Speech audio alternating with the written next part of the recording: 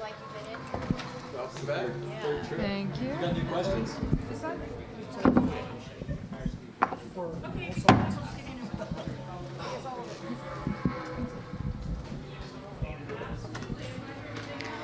All right, we're now joined by our race-winning driver of today's NASCAR Xfinity Series race, Connor Zilisch. You just made your NASCAR Xfinity Series debut, and you won your NASCAR Xfinity Series debut. Can you just take us through your race from your perspective and what this means to you?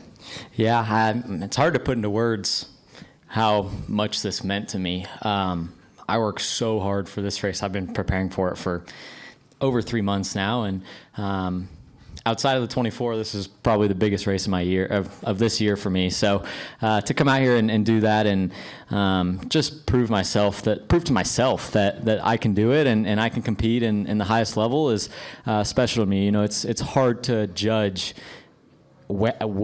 how good I am when I'm racing in ARCA, and you know, people say, "Oh, you're racing against nobody," but I mean, there was 5 Cup guys out there today, and it's just a sense of relief knowing that I can compete against those guys. Okay, we'll go ahead and open it up to questions. We'll start with Davey, and then we'll go to Jeff and Nathan. Hey, Connor. Davey Siegel with Sirius XM NASCAR Radio. Congrats. A lot of questions. But you mentioned, I mean, you've won the Rolex this year. People would look at it and say, wow, this is the biggest win of your career. It might not be. You probably already have some unrealistic expectations on you. How do you deal with that moving forward, especially given that you just went 1 for 1? I mean, people are going to be expecting a lot out of you. How do you deal with that, and what do you kind of think for yourself moving forward? Yeah, I think I carry the same approach that don't really put expectations on myself and just prepare for every race like it's the most important race of my life. And then, you know, when it comes time to it, just, you know, brush it off like it's nothing. And that's kind of what I did today. And, you know, I got that penalty and went to the tail and, you know, thought my race was over, but you know, was able to save enough fuel there to make it to the end, and you know, held him off on those restarts to get the win.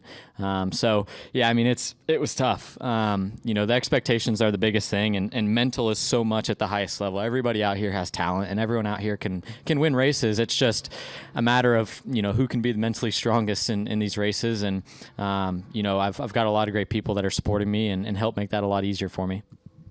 Cup drivers coming to victory lane and congratulate you. Noah was on the pit box during the race.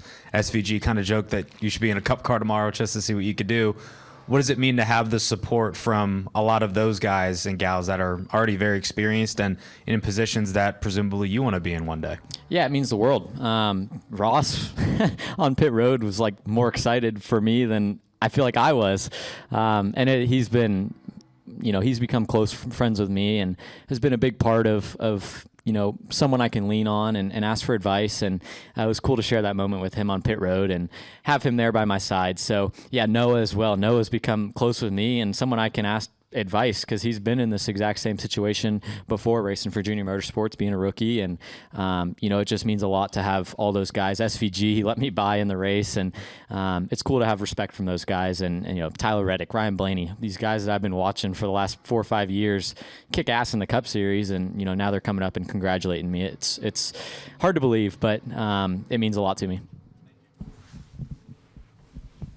I'm just curious about the fuel savings that all went into this. Like, I mean, they were coaching you hard, and it sounded like there's a couple times when I don't know if you didn't know the whole picture, but you know, you're like, I can go 2 seconds faster than this if you need me to. What was your mindset during that point? I mean, are you just like, this is extreme? Like, why do I have to be doing this? And have you had experience, you know, with that degree of fuel saving in anything before? Yeah, I think actually, I don't think I would have been able to do that had I not raced the prototype that I raced in IMSA, because that's almost half the battle is fuel. You know, you're trying to get that extra lap and you know, stretch out the stint.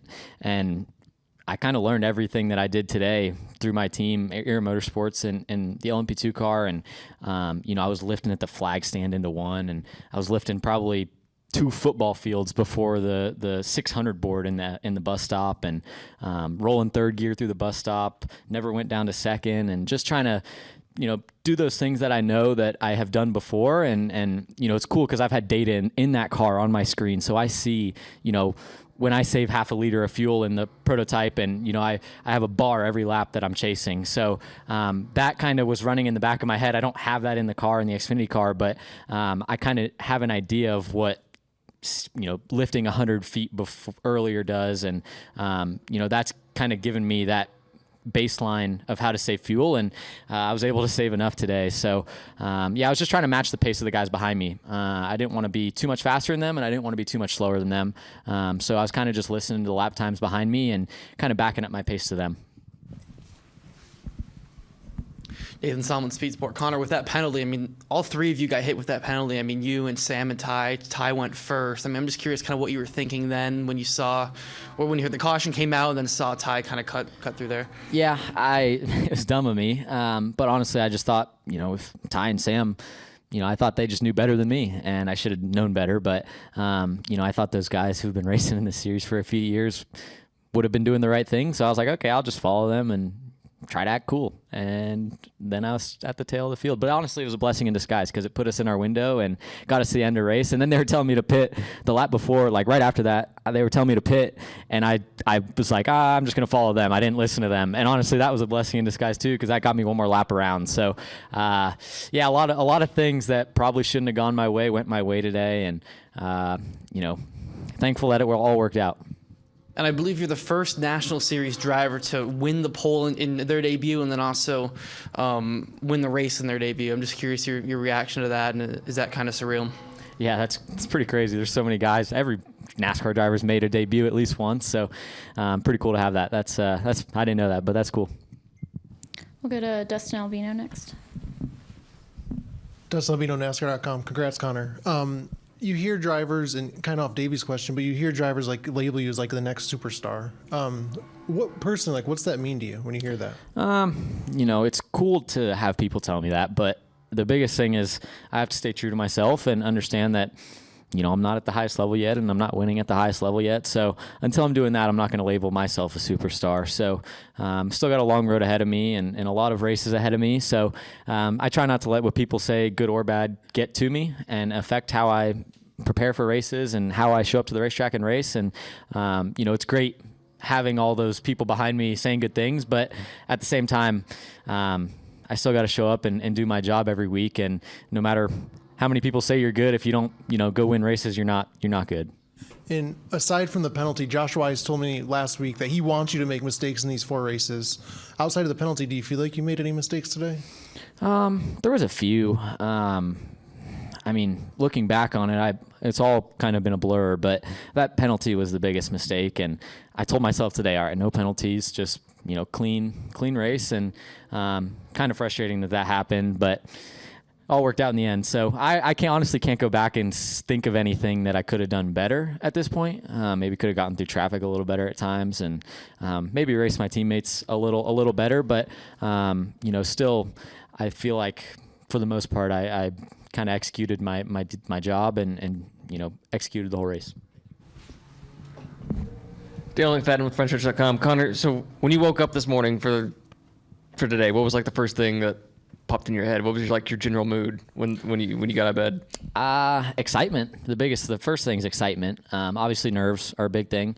But I tried to just not have nerves today. I just wanted to enjoy it. And, as long as I'm doing my job and executing and just enjoy myself, that the results would come. I knew I was going to be fast. I knew I was going to have speed to compete, but I didn't expect to be that fast. So it was cool to have that speed. But yeah, when I woke up this morning, it was just another race day. I don't treat any race differently. I prepare for every race like it's my last. And, obviously this one had a little bit more excitement behind it, but at the end of the day, it's just another race. Go to Dustin Long next, and then Bob. Dustin Long, NBC Sports. Connor, you had a 20-plus minute red flag to sit there and think or not think, ahead of that big moment. So what are you doing in the car for 20 minutes so close to your first victory and your first start? Joking around on the radio, just trying to not think about it too much, honestly. The more you overthink, the more likely you are to make a mistake. So I was asking about, I'm a Florida Gator fan, so I was asking about the score of the Florida-Texas A&M game and asking who was on the pit box to see if Noah was still up there. And I was asking why he didn't wear my bright orange shirt today because I know he bought one, so I was kind of upset about that. But, I was just trying to not to, focus too much on, what am I going to do on this restart, because anything can happen. You're not going to predict what's going to happen, and the more you think about it, the more likely you are to make a mistake. And I've done that in the past, and I've learned from that. So, I was just trying to think about stuff off topic and not really, let my brain stew and what's going to happen in turn one when we go back green. And how did you become good friends with Noah? And I know he talked about how much it meant to him, when he wasn't in Cup there for that spell, that, you were always coming by and being a part of his life and still being around him, because it got pretty dark at times for him. Yeah. How did you become a friend of his, and why were you coming over there so often at that point? Yeah, we became friends through Chevy. We were Chevy teammates there for a while. We worked out together, and he's been, a lot of people say good and bad things about Noah, but he's been one of the best people to me, and has always treated me well. I know I'm 5, 6, 7 years younger than him, but he treats me like his brother, and it's so great. Him, Zane Smith, Todd Gilliland, all those guys, I spend a lot of time with them, and it's cool to have older people like that who kind of take you under their wing, and guys that have been successful in the past, and Noah's been huge for me. He's one of my best friends at this point, and someone that I just respect the hell out of. And he's been through the ups and the downs, and I wouldn't leave him through the downs after everything he's done for me. He's done a lot for me. So it was cool to see the person he is from when I met him 3 years ago to today. He's a completely different human, and he's definitely changed for the better, and I'm glad that I've seen it and been through it with him. I'm Bob Pockris, Fox Sports. If you didn't win the race, like if something crazy happened on that last restart, would you have been happy with today? I kind of go back to Coda. It's like, if something happens, like I executed. If it was in my control, I would have been upset. If it was out of my control, I probably would have said, well, that's racing. I was really worried because I was stumbling out of the S's, like when you got leaned over on the right there, coming out of the S's, and the pickups on the left, and I was like, with 2 to go, I stumbled. I was like, fuck, I don't know how I'm gonna make it back around. So, I was glad that I was able to get back around and see the white, and then that caution came out and gave me a few corners to kind of coast to the finish. So, it was stressful. I can't lie, and but I knew if I did everything in my control and everything Josh has told me and everyone around me has told me, if something out of my control takes me out of the race, then that's racing. And I told him, I was like, we are not pitting right here. I didn't want to say I promised I save enough fuel because I didn't want to jinx myself, but I knew how much fuel I was saving, and I felt confident that I could go another one. Everybody knows how strong you are on road courses. What would be the expectation for how many races on ovals will it take before you win? That's a tough question to answer. I want to get up to speed fast. Oh, I'm getting a call from Dale. Hey, what's up? I'm in the media center. Oh. Yeah, I got you. Thank you. I appreciate it, Dale. It's cool. It's really cool.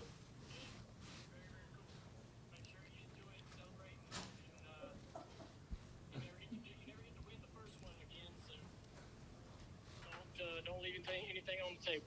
Thank you. I appreciate everything you've done for me. It's a pleasure to be racing for you guys. It's been awesome to get to know you, man. You're an awesome dude, great driver, but you're a great person too, man. I'm looking forward to next year and how you're going to represent us, and I love that we get to be a chapter in your story, man. So thank you. Thank you. I appreciate you calling.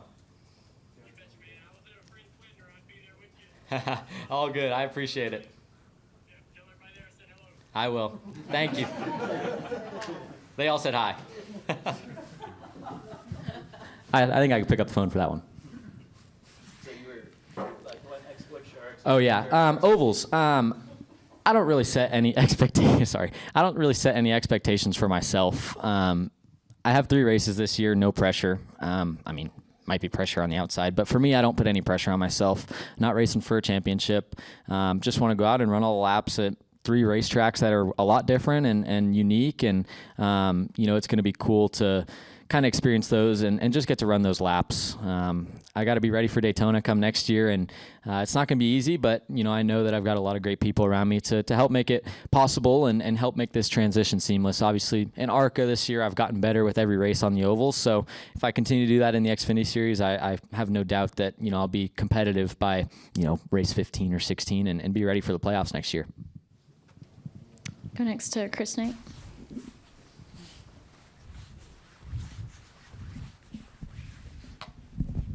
Chris Knight at Trends.com. Connor, how you celebrate your first Xfinity win? What will you do tonight? Are you hanging out in Watkins, Glen, or are you going back to North Carolina? I was supposed to fly home, but I'm going to stay here tonight and kind of just enjoy this one.